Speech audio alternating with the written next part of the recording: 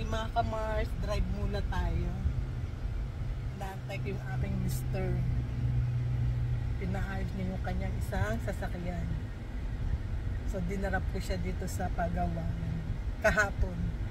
Ngayon pipikapin niya na yung kanyang truck. Ayan yung kanyang truck. Nagbabayad pa si mister.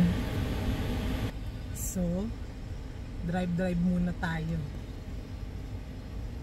Walang aking Junakis pumasok sa school. So ako lang pong mag-isa.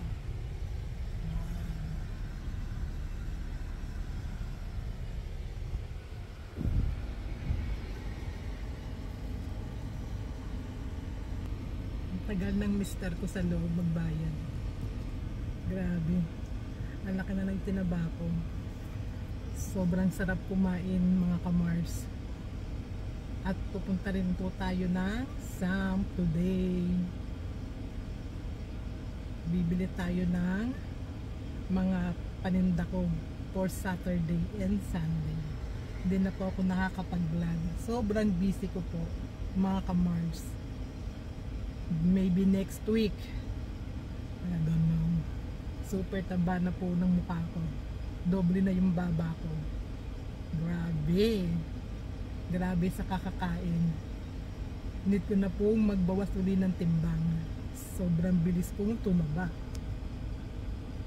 Wala pa si Habi. Ang tagal. Andito kami sa paggawaan niya. Yan yung kanyang truck. Nasa loob pa si mister. Nakipagtsikahan pa yung mister ko. Kaya ang tagal niyang lumabas. Wala pa eh. Hello guys, kamusta na po kayo? Salamat po sa pagsuporta sa aking YouTube channel, Filipina Cooking in America. Wait pa po tayo. Ang tagal talaga ni mister lumabas.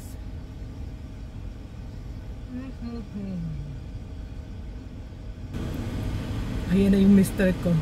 Dumadating na. Palakad na.